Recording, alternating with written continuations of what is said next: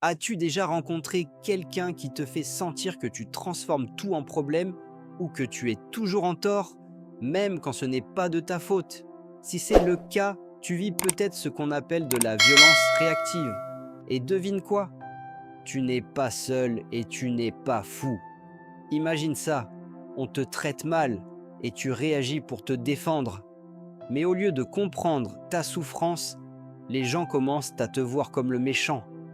Ils ne se rendent pas compte que tu essaies juste de te protéger. C'est ça, la violence réactive.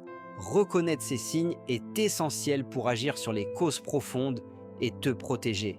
Alors, voyons ensemble les signaux d'alerte de la violence réactive. Imagine, un jour tu es calme, posé, et le lendemain tu réagis d'une façon qui te surprend toi-même. C'est troublant, déstabilisant, comme si un brouillard tombait sur ton esprit et tu te demandes qui suis-je en train de devenir? Ça te parle? Quand tu subis des abus, tu arrives à un point où tu n'as plus le choix. Tu te défends.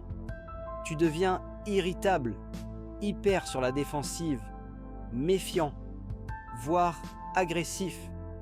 Pense aux dernières fois où cette personne t'a accusé de violence. Qui a vraiment déclenché le conflit?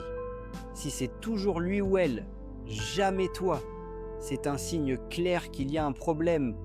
L'agresseur te pousse à bout, te pousse à réagir, puis inverse les rôles.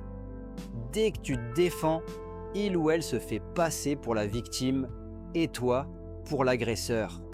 Dans ce cercle vicieux, le manipulateur utilise tes réactions contre toi pour te maintenir dans la peur et la culpabilité. Par exemple, tu exprimes ton malaise, tu essaies de poser des limites, mais au lieu d'écouter, il ou elle t'accuse d'être trop sensible ou ingrata. D'un coup, ton besoin de communication devient une source de honte.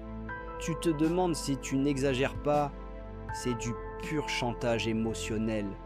La violence réactive agit comme une cocotte minute. Tu es oppressé par les jeux mentaux, par les manipulations constantes. Un jour, c'est trop.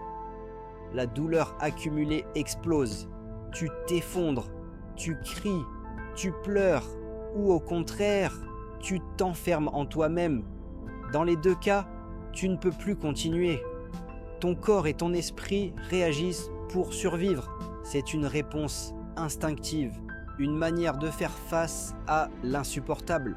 Comme l'agresseur te pousse sans cesse à bout, tu finis par te détester, tu doutes de toi, tu perds ton estime, tu remets tout en question, même ta valeur personnelle. Est-ce que je suis vraiment cette personne horrible qu'on décrit? Tu te demandes si c'est toi le problème. Mais voici la vérité.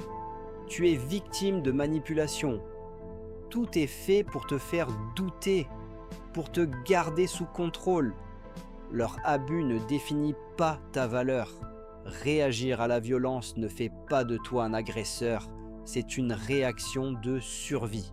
Une tentative de reprendre le contrôle dans une situation où tu te sens impuissant. Reconnaître la violence réactive, c'est la première étape pour te libérer, reprendre ton pouvoir et guérir. Est-ce que cette vidéo t'a parlé? Partage ton ressenti en commentaire. Et si tu as trouvé ça utile, like et partage pour sensibiliser et soutenir ceux qui vivent cela.